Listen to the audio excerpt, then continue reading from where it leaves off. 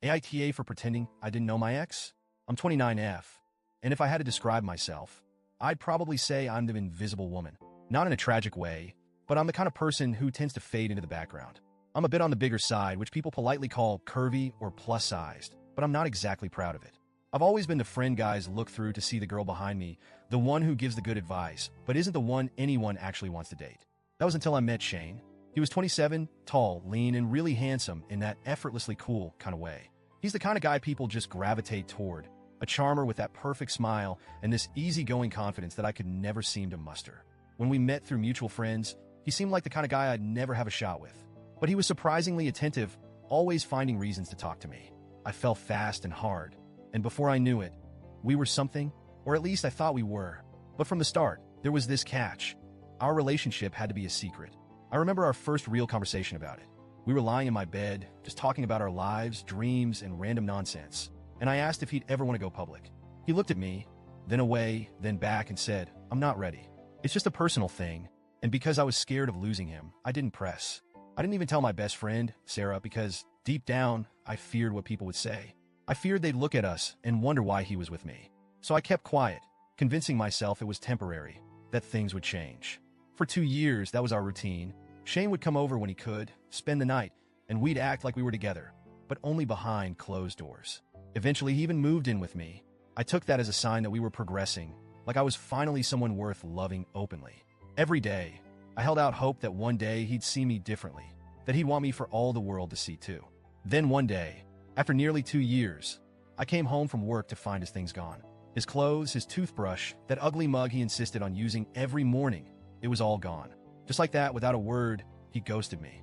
I tried to call him, and that's when I found out he'd blocked my number, blocked me on every social media platform. I remember sitting on my bed that night, staring at the empty closet, feeling hollow and wondering what I'd done wrong. It wasn't until a week later that a mutual friend casually mentioned, "Did you know Shane and Jess are a thing?" Jess, a gorgeous, slim, successful woman who was the polar opposite of me. They were posting pictures together, vacationing, doing all the things he'd refused to do with me. I was a secret as stand-in. I was his backup until he found someone he deemed worth it. That realization wrecked me in ways I can't fully explain. But what could I do? I tried to swallow the shame, the betrayal, and I buried it so deeply that no one would ever know. I went radio silent. I didn't tell my friends the truth, didn't even tell my family. To them, Shane and I simply drifted apart. The shame of it all was too much. How could I explain that I'd let myself be used and discarded like I was nothing? And worst of all, how could I tell anyone I'd willingly let myself be treated like this? I didn't speak to Shane for a year. I avoided places I thought he might be, put up every wall I could, and focused on rebuilding myself. It wasn't easy, and I'd be lying if I said I didn't still have days where I questioned my worth. I tried to tell myself I'd moved on.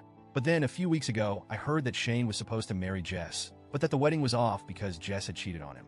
And if that wasn't enough, I found out his grandfather, who he was extremely close to, had passed away just last month. The news left me feeling so conflicted, hurt, satisfaction, anger, and maybe deep down even a bit of empathy. But I shoved it aside. I wanted to be done with him, with anything that reminded me of the past. And yet, life had other plans. Last night, I ran into him at the grocery store. It was surreal.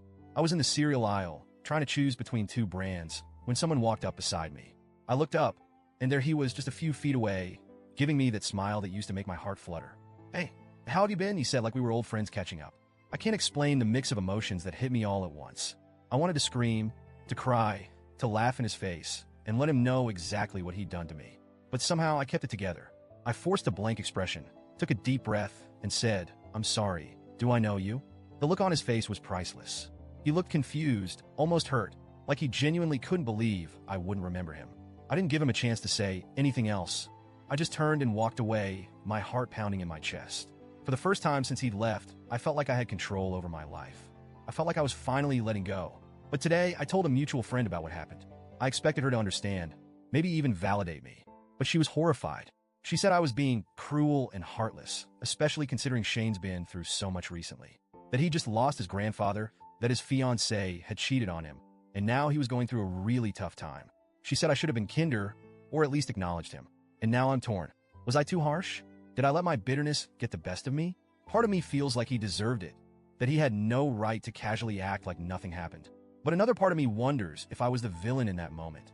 If I was petty for ignoring his pain just because he hurt me, I keep replaying it over and over, wondering if I should have been better, if maybe it was time to forgive and move on.